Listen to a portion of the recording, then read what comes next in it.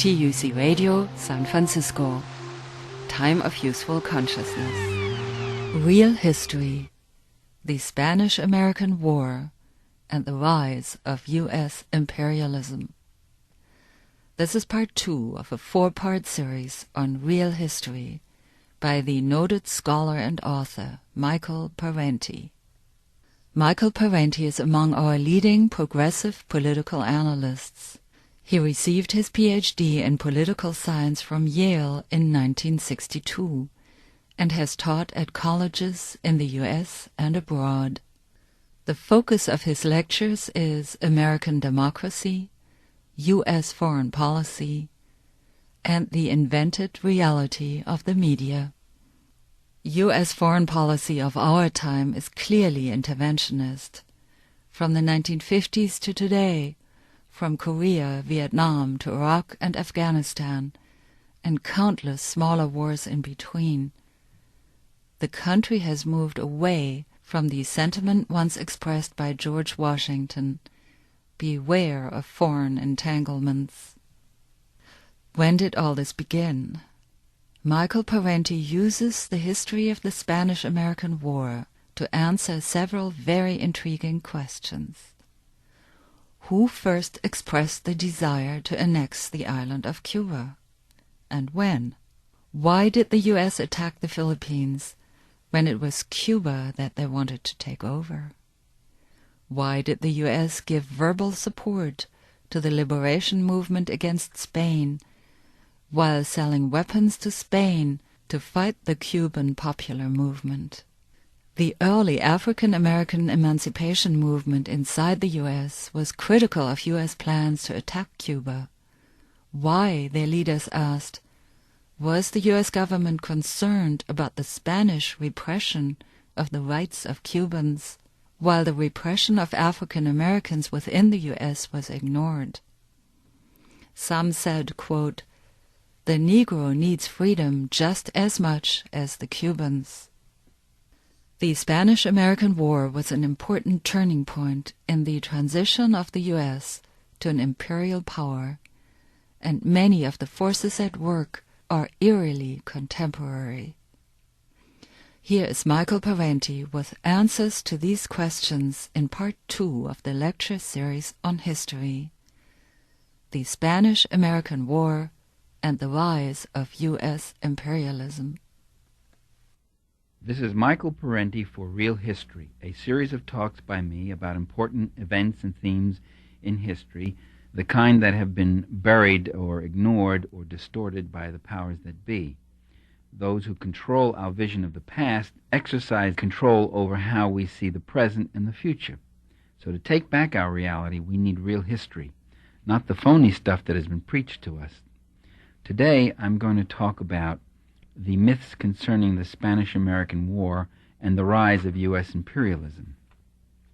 The Spanish-American War was fought between the U.S. and Spain in 1898. Now, well before that war, American business interests had been growing overseas and enjoying the protection of the U.S. Navy and Marines. But the war does mark a turning point in that process. That is a turning point in the use of American military power to ensure economic expansion. In 1898, Cuba was still a Spanish colony. And by the way, there already was a war underway. It had been going on for years. It was a war between the Cuban insurgents, the Cuban National Liberation Forces, against the Spanish colonial army. Well, why did the U.S. intervene in Cuba by sending the battleship Maine down there and doing a bunch of other things? Supposedly, the Maine's visit was just a friendly visit, and supposedly McKinley was concerned about protecting American interests in Cuba. But what were American interests in Cuba? Supposedly, Washington was at odds with Madrid because Spain was acting in a repressive way in Cuba.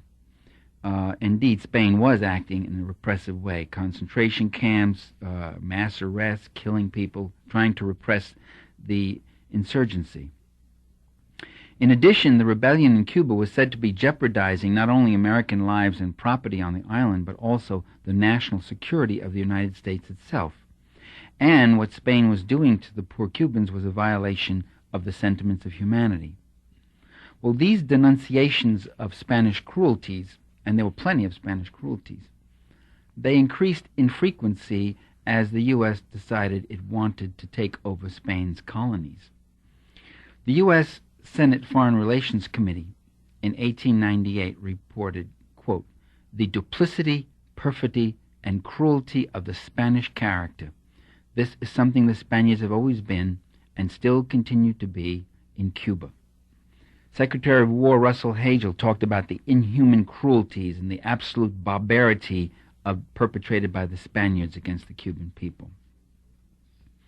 Well, a closer reading of history reveals that the U.S. leaders were more interested in national gain than in humanitarian rescue. That is, they were more interested in Cuba than in the Cubans. U.S. leaders had long coveted Cuba. Cuba, which was called the Pearl of the Antilles, is one of the world's largest islands. It was endowed with fertile lands, natural resources, fine harbors. It was temptingly situated just 90 miles off the Florida coast at the gateway of the Gulf of Mexico. As early as 1823, Secretary of State John Quincy Adams noted, quote, "It is scarcely possible to resist the conviction that the annexation of Cuba to our federal republic will be indispensable to the continuance and integrity of the Union itself." At about that same time, an aging Thomas Jefferson wrote, quote, "The island, that is Cuba, will give itself to us when able to do so. Cuba's addition to our confederacy is exactly what is wanted to round our power as a nation to the point of its utmost interest." In 1848, Secretary of State James Buchanan anticipated the following, quote, "Under our government, Cuba would speedily be Americanized as Louisiana has been." When Spain, by the way, refused to accept the U.S. offer for $100 million to buy the island, Buchanan was unrelenting. He went on and said, quote, "We can't do without Cuba, and above all, we must not suffer its transfer to Great Britain. We should acquire it by coup d'etat at some propitious time." By the way, a lot of these leaders commented again and again about the fear that Great Britain might take Cuba from Spain, and we couldn't allow it. Up to that time, the U.S. leaders preferred to see Cuba remain as a Spanish possession.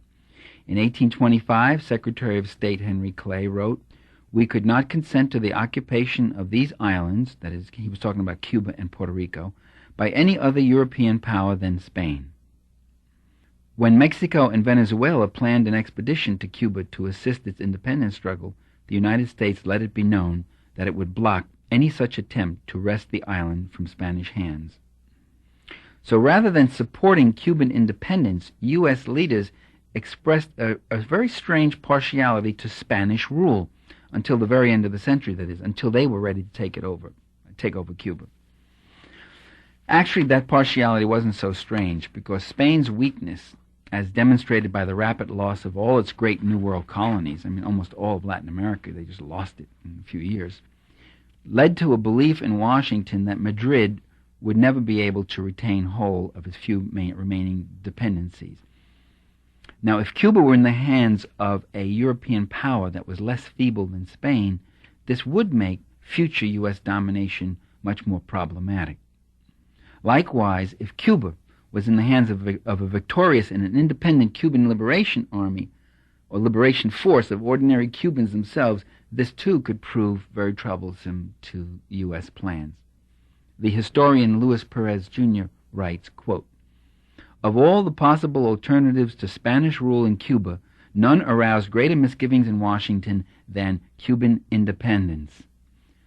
The specter of Cuban independence was the anathema of all American policymakers since Jefferson. It was worse even than seeing the British or French take it over."